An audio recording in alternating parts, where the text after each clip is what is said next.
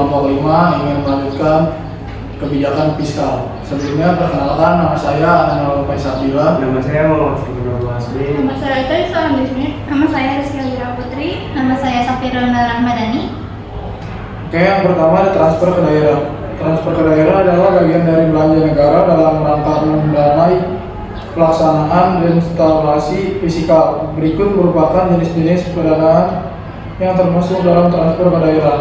Yang A, dana perimbangan adalah dana yang bersumber dari APBN kepada daerah untuk mendanai kebutuhan daerah dalam rangka pelaksanaan desentralisasi yang terdiri atas dana transfer umum dan dana transfer khusus. Yang B, dana bagi hasil adalah dana yang bersumber dari APBN kepada daerah berdasarkan angka persentase tertentu dari pendapatan negara untuk mendanai kebutuhan daerah dalam rangka pelaksanaan desentralisasi. Yang C, dana alokasi umum adalah dana yang bersumber dari APBN kepada daerah dengan tujuan pemerataan kemampuan keuangan antar daerah untuk mendanai kebutuhan daerah dalam rangka pelaksanaan desentralisasi. Dana yang D, ada dana alokasi khusus adalah dana yang bersumber dari APBN kepada daerah tertentu dengan tujuan untuk membantu mendanai kegiatan khusus yang merupakan urusan daerah dan sesuai dengan prioritas nasional. Yang E, dana insentif daerah adalah dana yang bersumber dari APBN kepada daerah tertentu berdasarkan kriteria tertentu dengan tujuan untuk memberikan penghargaan atas pengabaikan atau pencapaian kinerja tertentu di bidang tata kelola keuangan daerah, pelayanan umum pemerintahan, pelayanan dasar publik, dan kesejahteraan masyarakat. Yang F, dana otonomi khusus adalah dana yang bersumber dari APBN untuk membiayai pelaksanaan otonomi khusus suatu daerah. Selanjutnya yang G, dana tambahan infrastruktur dalam rangka otonomi khusus Papua dan Papua Barat adalah dana tambahan yang besarnya ditetapkan antara pemerintah dengan Dewan Perwakilan Rakyat berdasarkan usulan provinsi pada setiap tahun anggaran.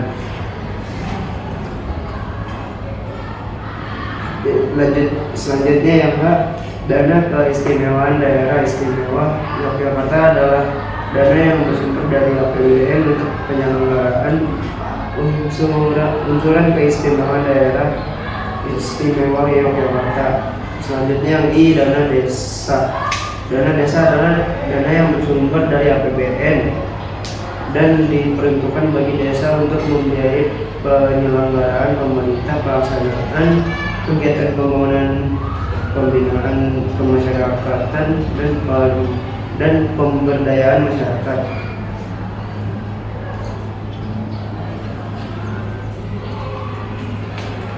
Selanjutnya ada pengertian dari APBD. Dalam Undang-Undang Nomor 17 Tahun 2003 tentang Keuangan Negara menyatakan bahwa anggaran pendapatan dan belanja daerah adalah rencana keuangan tahunan pemerintah daerah yang disetujui oleh Dewan Perwakilan Rakyat Daerah atau DPRD yang ditetapkan dengan peraturan daerah. Lalu ada fungsi dan tujuan dari APBD, yaitu membantu pemerintah daerah untuk mencapai kebijakan fiskal, meningkatkan upaya koordinasi antar bagian dalam lingkungan pemerintah daerah, serta membantu menciptakan suasana efisiensi dan keadilan dalam penyediaan barang, jasa, dan publik. Lalu ada sumber-sumber penerimaan daerah, yaitu sumber pendapatan daerah berasal dari pendapatan asli daerah, dana perimbangan, dan lain-lain pendapatan yang sah. Kemudian ada pendapatan asli daerah atau PAD.